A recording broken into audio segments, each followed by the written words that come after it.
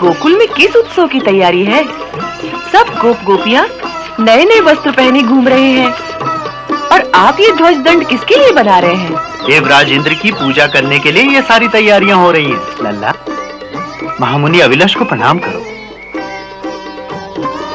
कल्याण। देखो तो हम कितने भाग्यशाली हैं। महामुनि आज के ही शुभ अवसर पर तीर्थ यात्रा पर जाते जाते हमारे गांव से गुजर रहे थे। हमने इन्हें आग्रह पूर्वक आज यही रोक लिया है और आज की ये इंद्र पूजा इन्हीं के हाथों संपन्न होगी। इंद्र की पूजा? हाँ। ये इंद्र हमारा क्या करता है बाबा, जिसके लिए आप उनकी पूजा करते हैं? मैंने तो सुना है कि वो एक विलासी देवता है जो केवल राग रंग में गिरा हुआ मौज मजा करता रहता है। नहीं नहीं कान्हा, देवताओं के लिए ऐसा नहीं कहते। देवता नाराज हो जाते हैं और फिर भगवान इंद्र तो देवताओं के राजा हैं। वो मेघों के भी स्वामी हैं। वो मेघ जो जल बरसाते हैं और जिस जल से अन्न की उत्पत्ति होती है और उसी अन्न से हम सब अपना जीवन निर्वाह करते हैं। इसीलिए वर्षा ऋतु के आगमन के पूर्व हम ये पूजा करके उन्हें प्रसन्न करते हैं। और यदि इस प्रकार उनकी पूजा ना की जाए तो अवश्य देवता क्रोधित हो जाएंगे। ये बादलों का राजा इंद्र क्रोध में आ गया तो उसकी आज्ञा से ये सब सुंदर श्यामल बादल आकाश छोड़कर चले जाएंगे। ये वृंदावन, ये मरुभूमि होकर जल की एक एक बूंद को तरसेगा। धान तो छोड़ो, घास का एक तिनका भी नहीं उगेगा। जो ऐसा निर्दयी है उसे भगवान कैसे कहते हैं? भगवान तो उन्हें कहते हैं जो अपने भक्तों की भूल क्षमा करने वाले हो और जो दयालु हो। मुझे तो ये इंद्र भगवान नहीं लगता। उसकी पूजा करो, उनके नाम का यज्ञ करो तो वर्षा करेंगे, ना करो तो बादलों को हटा लेंगे। यह तो किसी व्यापारी के लक्षण है, भगवान के नहीं। मेरी मानो तो पूजा ही करनी है तो सच्चे भगवान की करो, जिनकी दृष्टि में पापी या महात्मा सभी एक समान है। उनकी करुणा के बादल सब पर एक समान बरसते हैं। ये सारी बातें ठीक है लल्ला, परंतु यदि भगवान इंद्र को क्रोध आ गया तो उनके वज्र के एक प्रहार से ही हम सबकी मृत्यु हो सकती है। ये मिथ्या भय है बाबा। याद नहीं, गुरुदेव ने एक बार कहा था कि अपने अपने कर्मों के अनुसार ही हर प्राणी की मृत्यु का समय निश्चित होता है। इसलिए किसी इंद्रविंद्र में ऐसी शक्ति नहीं कि निश्चित समय से पहले वो किसी प्राणी को मार सके। बाबा, अपने कर्म के अनुसार ही जीव को सुख, भोग, जन्म मरण, स्वर्ग अथवा नरक की प्राप्ति होती है। कोई इंद्र, कोई देवता हमारे कर्म फल को बदल नहीं सकता, इसलिए उनसे डरना व्यर्थ है। आप मुनिराज से पूछ लीजिए। कहिए प्रभु, आप इस बारे में अपना मत दीजिए। हे नंद कुमार, हम तुम्हारे तर्क से सहमत हैं। हम तुम्हारी इस बात से भी सहमत हैं कि हर प्राणी को उस परम ब्रह्म परमेश्वर की शरण में जाना चाहिए। परंतु तुम एक बात भूल गए हो, उस परम ब्रह्म सच्चिदानंद परमेश्वर के अतिरिक्त भी हर प्राणी, हर कुल और हर समाज का एक अपना इष्ट देवता होता है। सांसारिक उन्नति और भौतिक कार्यों की सिद्धि के लिए अपने अपने इष्ट देवता की पूजा करने की अनुमति शास्त्र भी देता है। आप ठीक कहते हैं मुनिराज, परंतु इष्ट देव किसे माना जाए, इस प्रश्न का उत्तर दीजिए। इष्ट देवता के बारे में शास्त्र का ऐसा मत है कि जिसके द्वारा मनुष्य के सांसारिक कार्य सिद्ध होते हैं और उसकी जीविका आसानी से चलती है, वही उसका इष्ट देवता होता है। तो बस हम ग्वालों की आजीविका चलाने वाली तो केवल गाय है, इसलिए हमारी इष्ट देवी तो केवल गौ माता ही होनी चाहिए। जैसे ब्राह्मण की जीविका वेद पाठ से चलती है, इसलिए वेद ही उसके इष्ट हैं। इसी प्रकार क्षत्रिय की जीविका देश रक्षण और पृथ्वी पालन से चलती है, इसलिए उसका इष्ट देवता उसका देश है। वैश्य की जीविका उसका व्यापार है, सो उसकी इष्ट देवी लक्ष्मी देवी है।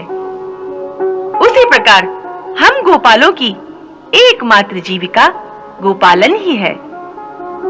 अतः वास्तव में गौ माता ही हमारी इष्ट देवी है और हमारी गैयों का भरण पोषण जो अपनी घास, अपने जल अथवा अपने फलों के द्वारा करते हैं, वही गिरिराज गोवर्धन हमारे इष्ट देव हैं।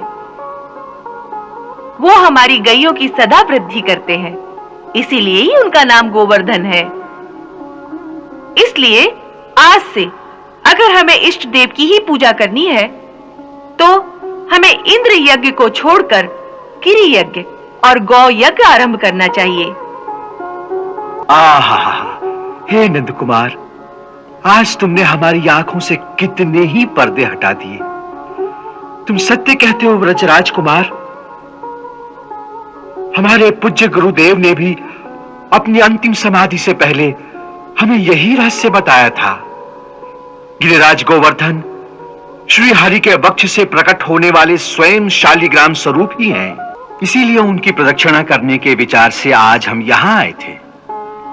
नंदराय जी, आपके चिरंजीवी ने भी वही रहस्य बताया है। आपका पुत्र अवश्य ही कोई पूर्व जन्म का सिद्ध पुरुष है, अन्यथा इस छोटी सी आयु में इतना शास्त्र ज्ञान होना संभव नहीं। हे तेजस्वी आत्मा, हम तुम्हें प्रणाम करते हैं। आप गुरु आसन पर बैठे हैं, इसलिए हमें आपको प्रणाम करना चाहिए, आपको नहीं। नंदराय जी, अब और विचार नहीं करना चाहिए। गिरिराज गोवर्धन के चरणों में एक सुंदर पूजा स्थान तैयार कराइए। ये पूजा सामग्री और नैवेद्य आदि उसी स्थान पर ले चलिए, वहीं गोवर्धन की पूजा की जाएगी। जो आज्ञा प्रभु। चलो भाई, सब गोवर्धन पर्वत चले, चलो।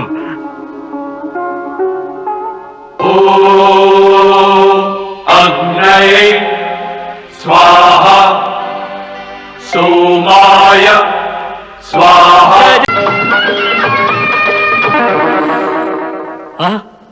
देवराज इंद्र की जय हो। इस समय अकस्मात आने का कारण? क्षमा करें देवेंद्र, परंतु आप तक एक सूचना पहुंचाना अति आवश्यक था। कैसी सूचना? प्रभु, इस वर्ष से धरती पर आपकी पूजा बंद कर दी गई। नहीं, ऐसी कुबुद्धि उन्हें किसने दी?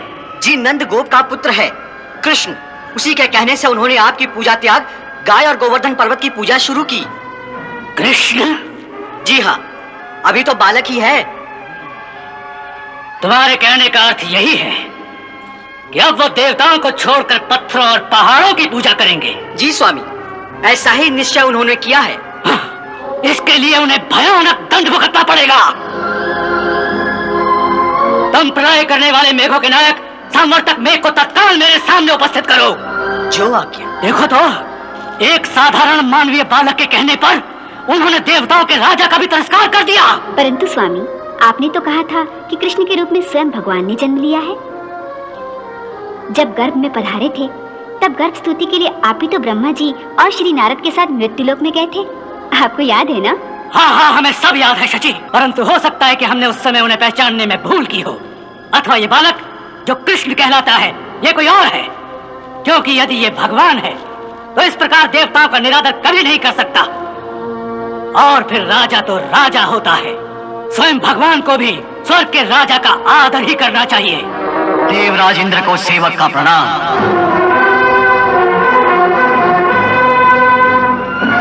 सावर्तक, वृंदावन के हीर ग्रोलों ने देवे देवेश्वर इंद्र की अवहेलना की है। उन सबको ऐसी शिक्षा दो कि मृत्युलोक में फिर कोई और ऐसी धृष्टता करने का साहस भी न कर सके। तुम्हारे वो मेघ जो प्रलय के समय भयंकर वर्षा और तूफान के द्वारा सारी पृथ्वी और उसके जीवों का नाश कर देते हैं, आज प्रलय के उन्हीं बादलों को लेकर तुम सारे गोकुल का सर्वनाश कर दो। मैं भी अपने अरावत पर तुम्हारे पीछे तुम्हारी मदद के लिए आता हूँ। जाओ। जो आज्ञा महाराज।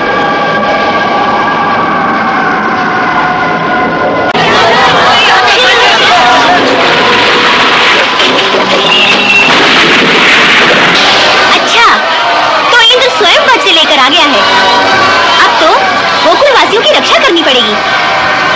आओ मेरे साथ। हे गोवर्धन देवता, हमने आपकी पूजा की थी, इसलिए वो अभिमानी इंद्र हम पर कुपित हो गया है। वो हमारे सारे नगरों के साथ सारे गोकुलवासियों को भी एक साथ डुबो देना चाहता है। अब इस समय हम आपको छत्र बनाकर सारे गोकुलवासियों को आपके नीचे सुरक्षित करना चाहते हैं। आप हमें अपना सहयोग दें।